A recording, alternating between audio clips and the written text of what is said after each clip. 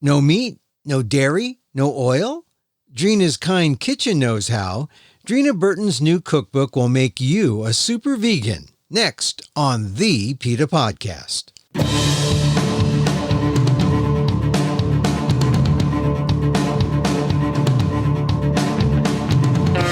Welcome to the PETA Podcast. I'm Emil Guillermo, your host for this inside look at animal rights, brought to you by PETA, the largest animal rights organization in the world. On today's episode, going vegetarian is tough, vegan is better. Well, what's better than that? Well, how about no meat, no dairy, no oil? No oil? Not motor oil, things like olive oil. Not even olive oil? Oil impacts the endothelial lining of your heart's blood vessels, increasing the risk of heart disease. Drop the oil, pick up your energy and health. But how do you make food that tastes good? Leave that to Dreena Burton, author of Dreena's Kitchen. Burton has been writing whole food, plant-based vegan cookbooks for more than 20 years, and her recipes are really the thing that seals the deal in the medical nutrition books of Dr. Neil Barnard, like his book on reversing diabetes. I've tried a number of Burton's recipes in the past, and if you're still not sure of going vegan or going oil-free, Burton explains why it will make a difference in your life. Here's my conversation with Dreena Burton, author of Dreena's Kind Kitchen. We begin with me looking for my favorite Burton recipes somewhere here. Okay, here it is. I'm so glad you made something already. No, this is made some. This is from the old book. Oh, the diabetes cookbook, right? Yeah. Because I've had Neil on my show, and he's always said, "Oh, you ought to talk to Dreena Burton." I said, "Well, we talk about issues. We don't talk about recipes." And he disabused me of that when I took my first taste of the Greek lentil and white bean soup with olive and tomato gremolata. I love that one too. That is such a good. Look, soups that make a meal. I'm a meal. That's why I love your approach to vegan dining or vegan food preparation or vegan cooking, because it's really a one-stop meal. Soups, salads, it's all there. And your book has really been, it's been a blessing for me. We're no oil vegans. My wife started cooking this way, maybe in earnest we've been doing it 3 years, but in earnest over the last year and a half. And it has made a difference in our health, our lives. Mm-hmm. And it's Neil, right? Neil's book, yeah, but it's your recipes. If you can imagine this, and people listening might be able to imagine me 30 pounds heavier. I sound like this. Now I'm 30 pounds lighter and sound like this. So you did lose 30 pounds. Well done. I lost 30 pounds on just being totally no fat vegan versus Oreo vegan, right? Eat anything I want, whenever I want, as much as I want.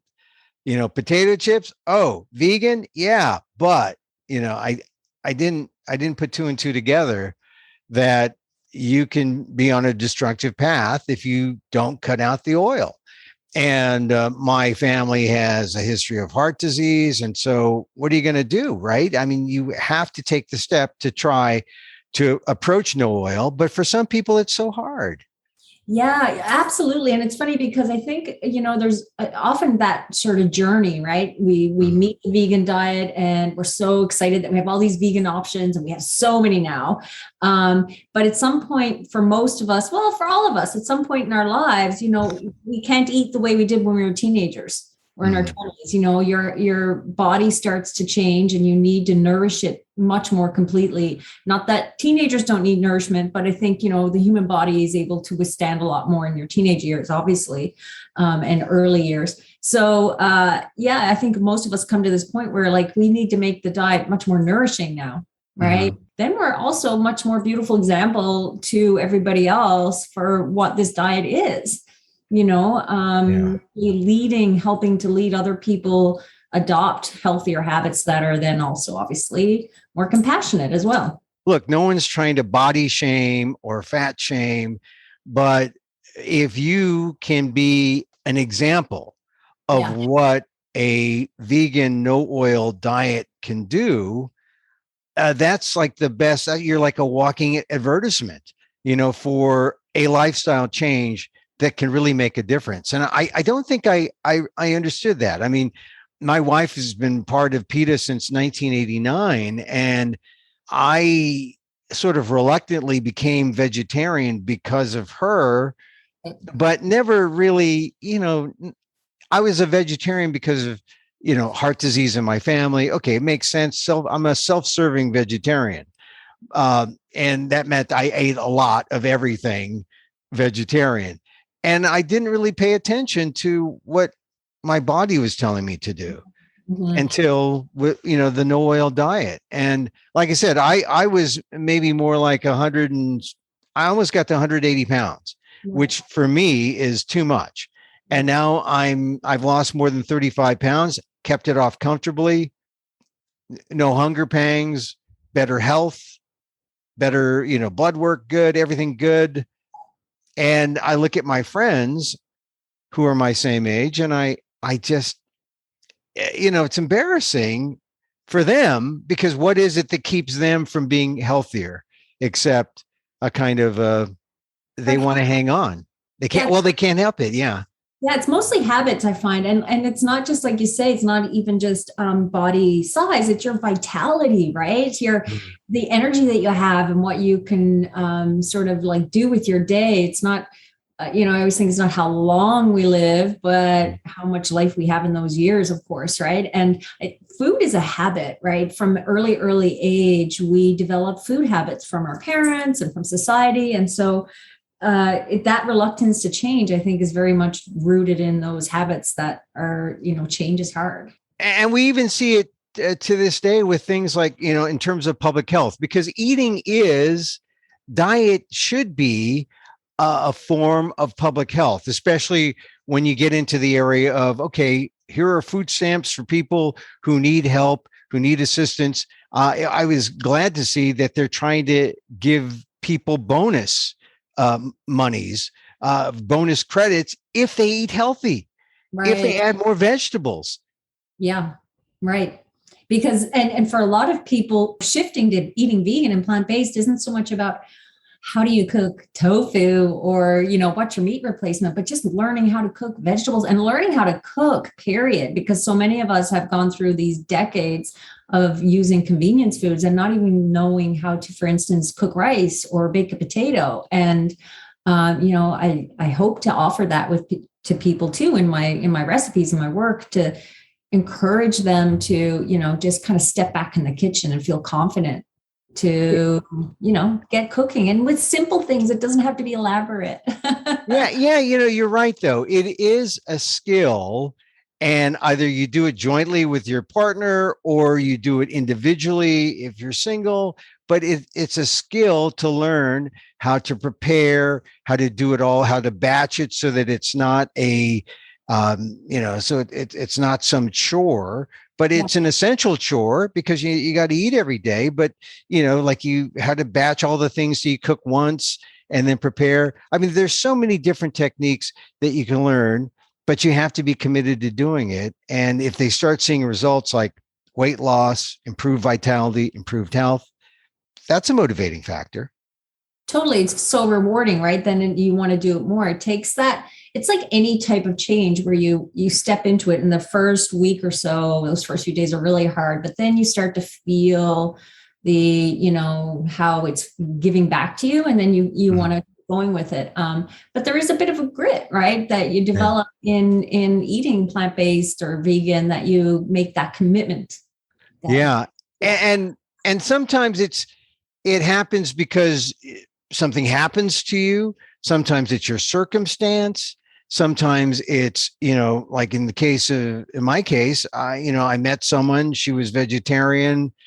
And if we were to be a partnership, we would have to be vegetarian. I mean, it can happen. You can have meat eaters with vegetarians and vegans with non-vegans, but it's a lot more fun if you see the other perspective and adopt that perspective.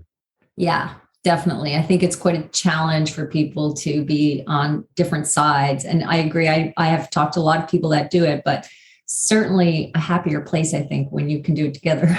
Yeah, and yet that also is the reason why some people may not want to do it, because it is when you turn on the TV and you see all those burger commercials, you see all the restaurant commercials, you go to some place and you can't find something to eat or some place that does your diet. It makes it really like it gives you the motivation to give up rather than to keep going on. And I want to go to your book, this new book, because here's an excerpt from the new book, and it goes, "This was the early 90s when the word vegan was either unknown or seemed radical, even irresponsible." Do you remember writing this, Dreena? This It's true. I when I read this excerpt, I said, "This is my life." Let me go on. At the supermarket, there were no vegan cheeses, no dairy-free ice creams, no plant-based meats. Now we have plant-based meats that the plant-based can argue and debate about, which is better. Yes. I mean, that's the difference. Back to the book. I learned to cook with grains and beans, vegetables and greens, nuts and seeds. I learned how fantastic food could taste utilizing the freshest ingredients. And I discovered new flavors and cuisines through spices and fresh herbs. A whole new world of food opened up. I also found it more enjoyable to prepare meals. Plant foods are abundantly beautiful in color, and there's a freedom to cooking and baking without animal products. No worries of cross-contamination, no greasy pots to scour. Not long after having our second child, I happened upon the China study by T. Colin Campbell and Thomas Campbell. It spoke to something deep within me. I know for certain I was right about my decision. Now, Dreena, I read that what you wrote in the new book, and I said, I am on the same journey as this woman. I love it. I am on your journey. I remember being in Washington, D.C. in 1989 thinking, where's any of this food that's going to make me want to be vegan? Do I have to eat these Loma Linda Frankfurters out of the can? Is that it? And my cat, you can hear my cat meowing maybe, she was saying, yeah, we're not going vegan. She's a carnivore. She's a carnivore. But the turning point for me was during the pandemic, really. I mean, to really solidify, I discovered the China study. Well, I discovered the China study years before when it came out, but I enrolled in T. Colin Campbell's class, and now I'm whole food plant-based certified. And I went through the course, and it helped me become a better. I didn't know I could, but it did help me become a better vegan. And your books and going no oil, I am close to being the best vegan that I can be. So I want to thank you. Personal testimony, unsolicited testimonial. Thank you. Well, thank you. Gosh, I mean, it was really the day. Like I love that you have that same memory and connection of those years, because it was a very lonely time as a vegan, and we wondered if things would ever start to become aware in the world. Would they start to realize what we've been knowing for all these years? And that time is here. It's still a long ways away, but we are reaching people, right? And the diet is growing in big ways. But yeah, coming back to the whole foods is so important. We can have some treats here and there, but those whole foods are the foundation of the diet.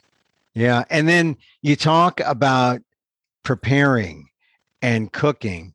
it's not really that bad a leap, but if you've been reluctant to buy a pressure cooker or reluctant to buy a better blender, or now you see, oh, if I have the tools, all this could be so much easier, right? It's a lot easier having, I mean, I use my blender every day, sometimes 2, 3 times a day when I'm, especially for making salad dressings, which I love to make salad dressings and sauces. And so, something like that is an investment that will serve you for years and years. And, having an Instant Pot and food processor, those are my three main, appliances. I use them all the time. Don't remember the fourth, or don't forget the fourth, Dreena. Aren't you an air fryer fan yet? Well, you know what? I don't use it so much because my family eats so much that I have to work in batches of about 6 or 7 times. And I'm like, this air fryer is too small for my family. But it is a fun gadget for sure. Yeah. I mean, you named the sort of the basic gadgets. You need a really good blender. You need well, for me, it's the air fryer. The Instapot for sure replaces the pressure cooker. I mean, we barely use our oven except maybe the stovetop. Although we do. Look, we bake stuff. You got to bake stuff. I use my toaster oven quite a lot because I have a larger convection one, and I find that is amazing to help for, smaller reheats, which I do a lot of, like, using leftovers in different ways. And I talk about that in the book too, to help people see, like, that leftover doesn't have to sit in the fridge and be the exact same meal. Like, here's how you can repurpose it and do something different. So I use my toaster oven a lot. I think it's like an amazing appliance to have. I was going to mention the toaster oven, but I didn't want to seem too Neanderthal. But but yes, you need the toaster oven to get your Ezekiel bread toasted, and to get and to also toast out everything else you need, and also to cook sweet potatoes in the toaster oven. Those are best when baked. I do them in the Instant Pot in the hot days of summer, but when you roast them in the oven, they become something completely different, right? They're like so special. The sugars caramelize and they just have a beautiful taste. We've discovered the purple sweet potato, which, I'm Filipino, so we have a special affinity to purple yams or purple sweet potatoes. So I know that most of the purple sweet potatoes here are from, I think they're domestic, but it's great. All the sweet potatoes. Mm-hmm, mm-hmm. I have an ice cream I call Maui Gelato in the book that uses purple sweet potatoes. We had a trip to Hawaii just again before everything happened with the pandemic, and there was this Maui or a gelato place in Maui that did vegan purple sweet potato gelato, and I was like, this is amazing. I have to do something like this. So I made a chocolate version with it. Yeah, the Filipino word for purple sweet potato is ube, ube. So it's ube ice cream. If you Google ube, you'll see, it has a legion of purple yam fans, that is sort of the English translation. Anyway, all this food from first course to dessert, it's all done. You got the right tools, you get the right approach to food. And now people have the right book. Oh, that's so lovely. My gosh. Thank you. Well, look, there are other books out there, and we have a collection of, a dozen or so books out there. I love Dr. Greger's books, his How Not to Die and How Not to Diet. Mm-hmm. But in terms of, I don't think they're all no oil necessarily, like yours are no oil. Yeah, I'm not sure. I would think his are, but I'm not sure about the recipes. But yeah, I mean, I've been developing no oil for, I guess, about my last cookbook, Flat Park Families, was also no oil. So I kind of made that shift in the last 7 years or so, 7 to 8 years for me. And it made it more fun in a way to create recipes, because I thought, can I make muffins and cakes taste good without oil? Like, how is that possible? Or salad dressing? So it really pushed me to try new things. And I found that I began using vegetables and fruits in ways that I hadn't before. Like, I use sweet potato in a dressing, and it creates texture and flavor and adds natural sweetness. So it's kind of like it's not hiding the veggies, it's just using them in ways to give the textures and flavors that you want in a different way. Yeah. I mean, the amazing thing about, you mentioned sauces and how you do more sauces. I find that that's really kind of the key to making everything taste better. Like your salads or any kind of entree or any kind of appetizer. If you think, oh, what kind of spices can I put in? Yeah, but the sauces, if you know how to make the most delicious sauces, you can make what might sound, vegan, no oil. How can we eat that? Sounds like there'd be no taste.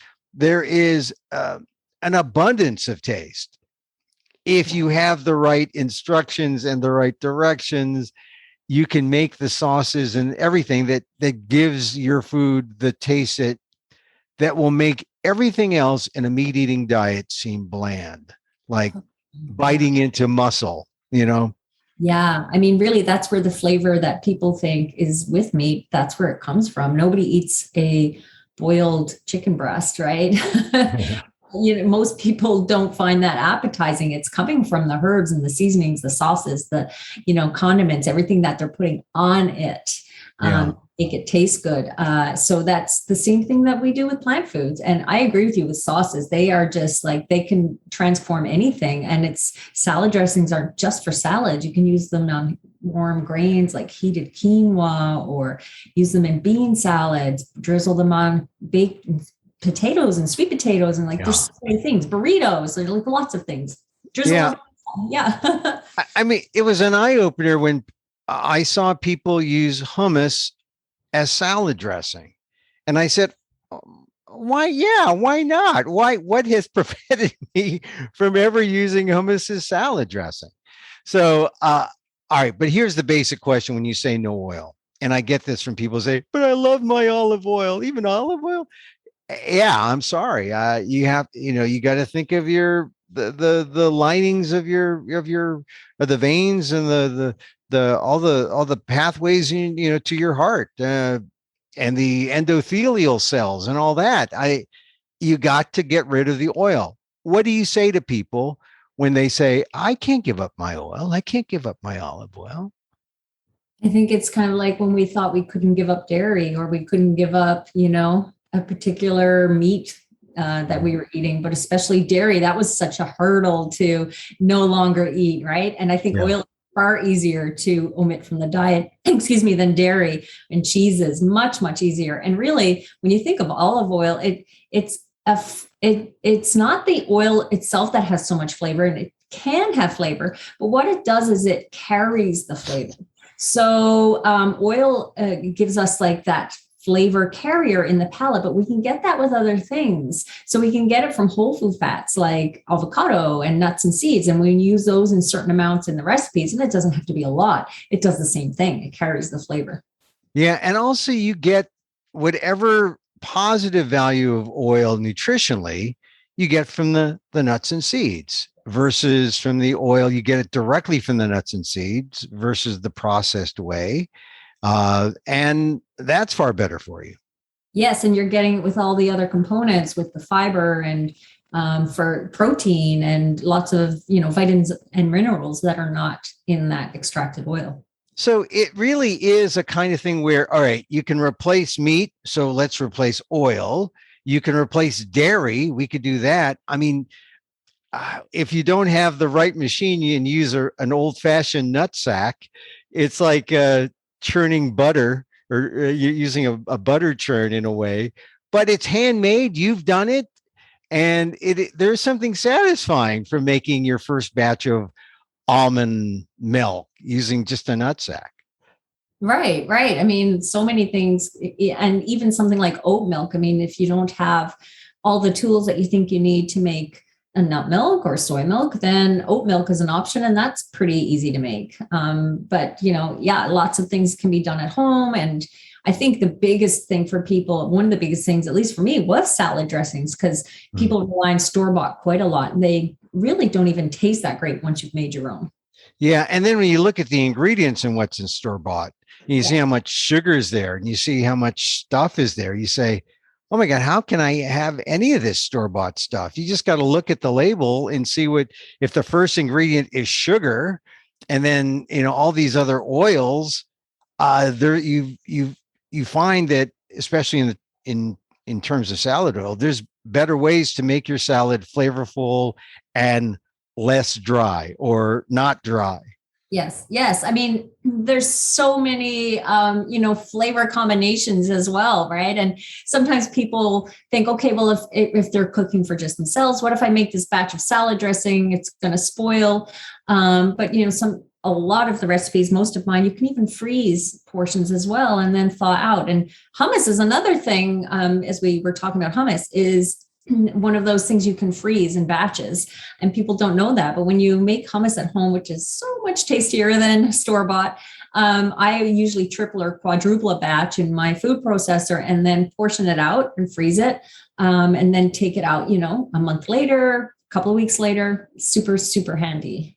All right. So now, while we're talking about dressings, name your favorite easy dressing that would make someone say, oh, I'm going to try this oil-free thing. I think it's going to work. Oh. Name one that just pops with flavor, because you know what I'm talking about.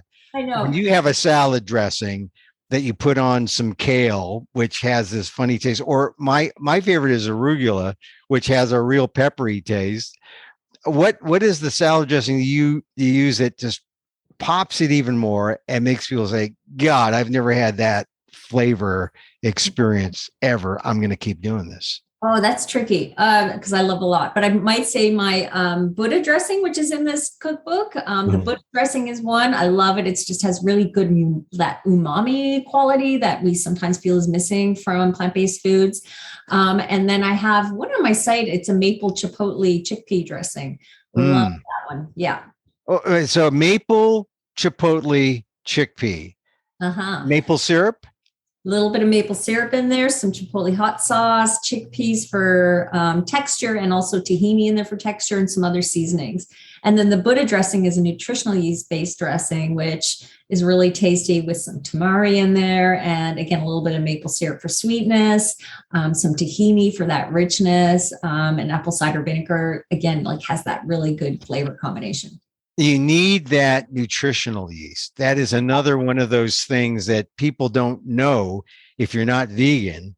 But once you know it, it becomes this go-to flavor for just about anything. Yeah. And, some people really do not like it. And I was one of those people for the first, I think, 10 years eating vegan. I didn't like nutritional yeast. Mm-hmm. And I think it's because I had it in large quantities in a recipe. Like a recipe might have had a half cup of it. And it was just a strange taste to me at first. And then I tried it in something and it was much less, just sort of like a background note in the recipe. And I was like, oh, that's interesting. I really like that flavor. And it's one of those things, I think, with eating plant-based that our palate evolves, right? We keep trying new things and our palate starts to enjoy new flavors going along. And that was one for me. So I always encourage people to give it another try and maybe try it in a recipe where it's using just a teaspoon or a tablespoon rather than say, a half cup and try it in that way. That's good to know that, my guru of food is saying go slow. She didn't like nutritional yeast at first. So what would you tell the people who are just beginning to think, okay, I'm going to go all the way, no oil, vegan? How would you suggest they start? Yeah, I mean, that's a big step, but I'd say, first of all, you absolutely can do it. And remind yourself of all the plant-based foods that you're already eating, right? So a lot of us sort of skip over the fact that we're already loving things like bananas, rice, potatoes, green peas, corn, all these foods that we're already eating in our diet. And that all we're doing is expanding that so that it fills up more of our plate, crowding out those other foods. And in time, you'll start to learn more foods, not to put a lot of pressure on taking in all those new foods at once, right? You don't need to start cooking quinoa right away or learning about, all the different types of lentils. Start with the food you already love. So if you already love potatoes, work with recipes that use those as the foundation, and then maybe work with a bean recipe. Maybe you already like chickpeas, start working with those, and then move open that arena of foods just a little bit more time as time goes on. And it really gets easier with time. I always want to share that with people. It's like anything in life. It's a skill, right? Cooking's a skill, diet's a habit. So if you start and you feel a bit overwhelmed, step back, simplify it in terms of what you're cooking. It doesn't always have to be a recipe. Remember that it's just basics. Stick with the basics and know that it just gets easier with time. It's like how you get dressed so quickly in the morning.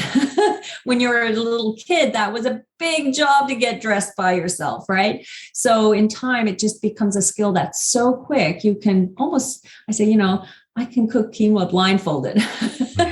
Not really, but it's that I cook it that often that it's just that quick, right? So it's easier and it becomes more efficient and you enjoy it more and more.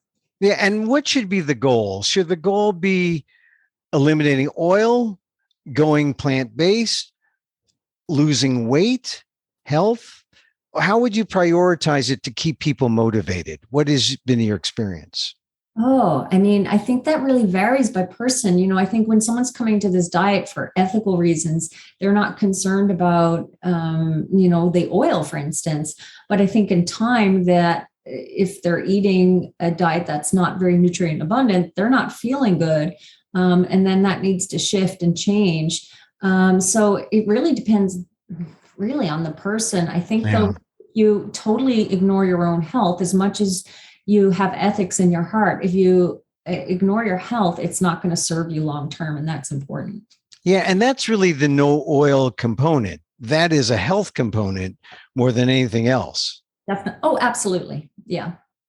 And because you're vegan for ethical reasons, okay, great. No meat, no cruelty.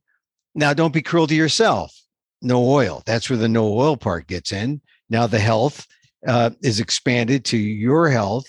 And then I guess weight loss takes care of itself, because if you're eating vegan, no oil, you can eat as much as you want and not worry about weight. I think for a lot of people, I'm not, there might be some situations where there's exceptions, but I think for the most part, it does take care of itself for most people, right? Yeah. Yeah. And I think, it's that kindness that's really, when I wrote this book and we came up the name with Dreena's Kind Kitchen, it just really fit with where I am right now. And, helping share this message in a way that's compassionate to people, meeting you where you are and helping you move on that journey. But like you say, you have to be kind to your own health too. If there's going to be a struggle and people hit a bump, what do you think? What is it usually for people who pick up your book and say, I tried it, but we didn't go forward? It happens, right? I think sometimes it's because the change might be too big all at once. And so see where you are, and maybe it doesn't become making a recipe. It perhaps becomes cooking some basics and making a dish out of that. Like I always say, as much as I love to develop recipes, that a lot of our meals are pulling together things that I've batch cooked. I've got sweet potatoes in the fridge. I've got some quinoa or rice. And so I'm going to pull together a bowl with those elements and put a sauce on it, or, stir fry those elements together. And so it doesn't have to be a picture perfect recipe, just the elements, the basics. What I find when I discovered you in the Neil Barnard's cookbook for reversing diabetes, and Neil's the one who said, you got to talk to Dreena Burton. She's got the best recipes. And so we tried, like I said earlier, the Greek lentil and white bean soup with olive and tomato gremolata. And oh my God, it was so good.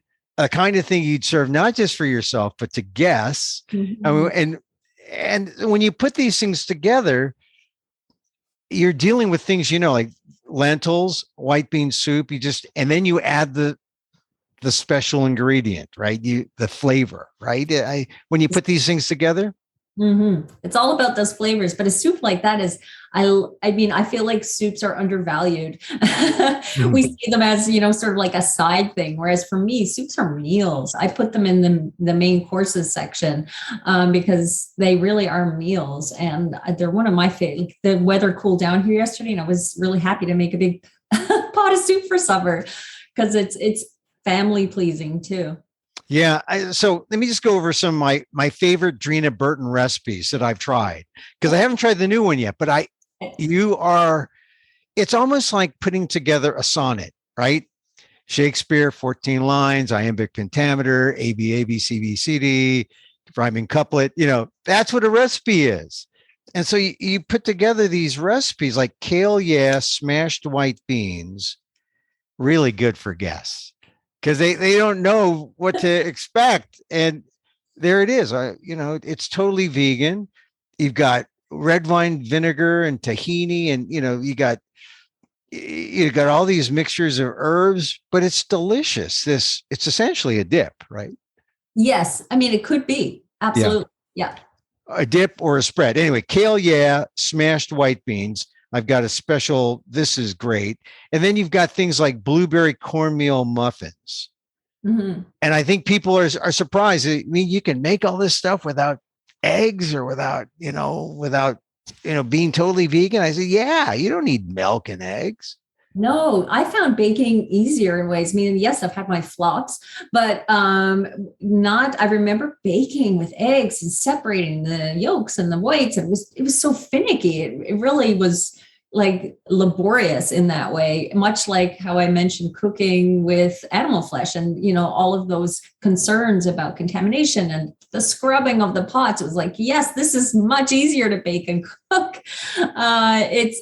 There's not always the need to replace an egg. It's just adding a little bit of leavening sometimes to the recipe, or some binding, which comes through the flours, and sometimes, other purees like a banana or, yogurts, plant-based yogurts, lots of options. See, that's the key for you. Going vegan, no oil was a liberation. You didn't have to separate the yolks.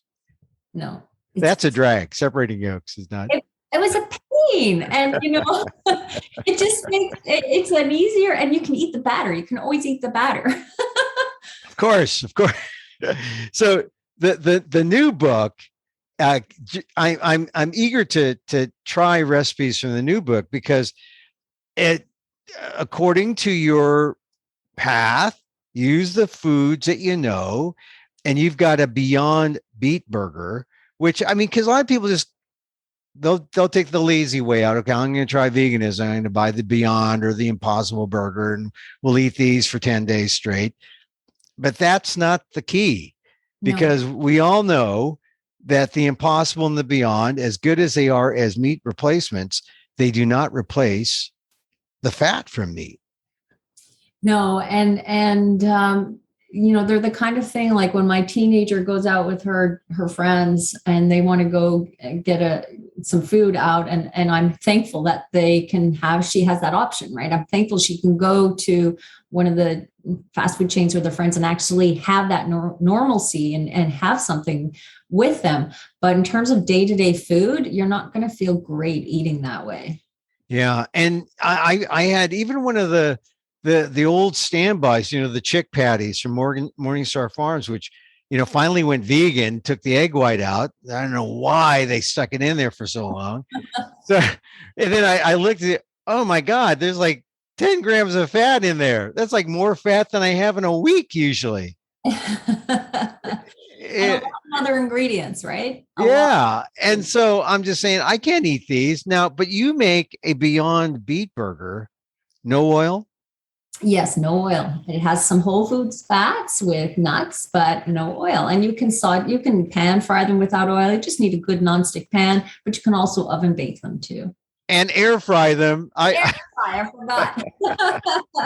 Air frying is pretty good. All right. So then just a couple more recipes, because, the thing about a recipe book, you're not trying to proselytize with your words or just your words.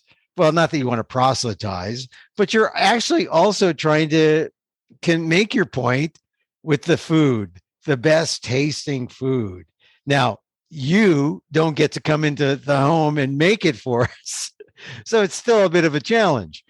But now name your favorite 3 recipes here that if you're going to try, I offered up the beet burger, the Beyond Beet burger, but give me the 3 that you'd say, try these. You got to try these before you give up. Okay. I'm going to say my curried carrot lentil soup, because it's one, extremely easy, and it has lots of flavor. And it can be like any night of the week kind of soup with lots of flavor. So easy. Wait, the carrot curry lentil soup. Wow. So you get the beanie sense of the lentils. Yes. You get the flavor of the curry. Yeah. And you get the carrot. There's carrot in there. A lot of carrot in there, and you wouldn't know. So it's another one of those recipes where I put the ingredient in and people don't know it's there. It's not hiding it, but it adds this beautiful color through the soup that you wouldn't get if you didn't have the carrot. It makes the soup so vibrant in color. And it makes it not the carrot orange, but a mixture of the carrot orange and the curry yellowish. And it's unique. And do you have any turmeric in it? I think there's turmeric in it. Yes, I think. Well, there's turmeric in the curry powder. So yeah. I keep that one real simple. Sometimes when I do curry dishes, I use the specific spices that go into a curry, but here I make it simple for people with curry powder. And then there's zucchini fritters. Zucchini every zucchini is plentiful and abundant. You want to know what to do with your zucchini. You don't have to make potato chips. You can make fritters. Now, how is your fritter? Your fritter is like a thick thing or what? No, they're fairly, so it uses chickpea flour and grated zucchini. And I really I make these a lot in the summer, and my family just devours them. I usually do a triple batch, but they're so light when you eat them that you could fill up on them. Of course, they're enough. You could eat lots of them and fill up, but they have a really light, delicious texture. And they're so good with a dip or a sauce, which I have many of those in the book too. Now, do you make cauliflower wings? Do you have a cauliflower wings recipe? Because it sounds like this fritter could be, it reminds me of the cauliflower wings that we batch up sometimes and then we dip. I think that, you know what, if you do those in your air fryer, I think they'd be very much like that. You should definitely try that because I do them pan fry, and I think they'd be great. And you could also put some cauliflower in there. I just grate the cauliflower or the zucchini in my food processor. So there's no reason why you couldn't add cauliflower and put that through your food processor too. This is a creative enterprise. It's not like, fry the steak and make the potatoes and serve it up to the people that won't know anything. They won't know the difference. This is a creative enterprise, this vegan, no oil cooking. It is. It's fun. It's, there's always room, especially with savory recipes, to be creative, or not baked recipes, I should say. When it's cooking, stews, entrees, there's so much room for flexibility and to customize things. I always say, make it the first time as is, and then play around with the ingredients as you want to, customize. Baking's a little more finicky and doesn't need to be, So, and then I'll maybe mention, there's a lot of sweets that I could mention, but I have your favorite one, the one that's going to to die for dessert. Now, this one is very indulgent. It's my Nanaimo bars. Nana. Now, my wife asked me about that last night. We looked at the picture. Now, Nanaimo, what is that like? It's a square that originates from Nanaimo, BC, and they're traditionally made with butter and flour and a lot of sugar. So there's still some sugar in these, of course, but I reduce the amount, and they're nut-free and oil-free and so fun to make. But I gotta mention one more sweet, and it's my apple crisp in the book, which is really homey, comforting, and so good for this time of year when the apple season is coming around, and it's delicious. And usually crisps have a lot of oil in the topping, so this one doesn't. It's funny. Yes, the other day my wife made we had some excess apples. She made an applesauce, but she left it chunky. She didn't sauce them up. So it was like almost like the filling of an apple pie or an apple crisp without all that. It was just the apple. And it was like, this is like a nude apple pie. It's just like the apples without the sauce. And it was delicious. I just ate the whole thing. I felt like a pig. Well, I don't mean to denigrate the pigs. I had more than my share, but it was delicious. And Right. you know, and look, but the night, that thing that you did, the Nanaimo, I thought it was something I had up at Tim Hortons up there when I was. I don't know. Maybe they do carry them there. It's a popular Canadian dessert because it came from this area in BC, and they're very popular around the holidays. And people tend to put different flavorings in them and that kind of thing. But that recipe's been pretty popular, and it's an impressive recipe for people. That's what my wife makes a thing. She makes a designation on your recipes. Good for us. Good for guests. Right. This is going to wow people. They're going to say, "Oh, I want that." Is that there's no oil. There's no cruelty. They love that stuff. Right. And really, I have transformed as a vegan just by taking that T. Colin Campbell class, it took nearly 30 years of marriage also that helped to a vegan. That helped me, but your no oil recipes have really transformed our veganism and our health. I just want to thank you. I think more people need to pay attention to, like when your recipes show up next to Dr. Barnard's texts and all his books. I hear Neil's okay. He's an okay guy, but your recipes, you walk away with something. If people have the courage, not courage, if they just take the time and follow the recipes, they can come away with the life-changing transformation that they're looking for when they pick up Neil's books. You're the closer. I'm telling you, Dreena. That's so kind. Thank you. Yeah, it really is just making that commitment to ourselves, right? Making the time to choose ourselves and cook that good food for ourselves. And then we'll be so happy we did. Look, there are times when you're tempted. The break the temptation food. There's a time when you say, I got to have that olive oil, dip that French bread or that the sourdough into the olive oil, or there's that time I got to taste something what is a great end temptation mic drop food that'll save you for you. Yeah, that does it for you. That says, oh, I want to do this, but I'm going to go make this, and I'm going to be happy that I'm vegan and oil free. Oh, my temptation food is always a sweet. Always, I'm not the greasy. Like my family members love fries, and they're the ones that want to have that temptation. Me, it's always about sweet. So I'm the one that has to look at like those cinnamon rolls or donuts or something and say, okay, but I'll make this instead. So sweets and vegan ice cream, plant-based ice creams, totally my thing. Yeah, but I have discovered Yonanas, right? I need one of those. I don't have one of those yet. It's another tool, but once you have a Yonanas, you say, God, I don't even have to suffer through the plant-based sugary. It's still kind of sweet. The ice creams, which are great. Look, I love the vegan Cherry Garcia. Right. But you can't have too much of that. Oh, I find now it's just a little bit, like a little taste, a little tiny amount, and I'm happy with the flavor. And that's something important to kind of know as when you begin to like sort of modulate your own like diet, you realize that those first few bites are always the best, right? Yeah. So you can fill up on nutritious foods, but when it's something that's more tempting, enjoy maybe those few bites, then be done with it. Oh, that's good. My way of dealing with it is kind of to be mindful, and so I do a little vegan meditation.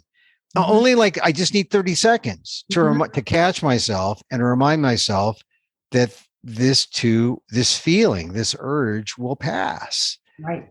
and then it does, and then off until the next temptation. And then, but vegan, no oil meditation, no oil. Definitely no oil. That's a good one. You need to share that out with people. Hey, Dreena Burton, The Kind Kitchen. What is the official title? It's Dreena's Kind Kitchen. But it can be anyone's kind kitchen, right? Yeah. And she was kind enough to be on the PETA podcast, the Emil Zoom. Really, thank you. Good luck on the book.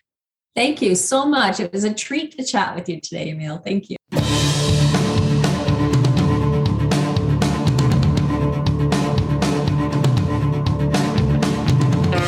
Dreena Burton, a no-oil vegan, on her latest book, Dreena's Kind Kitchen, with foreword by John Robbins, available wherever you get your books. And that's our show for today. Thank you for listening. Don't forget to send a link of this show to your friends. Tell them you like the PETA Podcast without oil. And contact us at PETA.org. You can find me on Twitter at Emil Amok, that's EMILAMOK, or see my vlog at amok.com, or see my work at ALDEF, the Asian American Legal Defense and Education Fund. That's ALDEF, AALDEF.org/blog.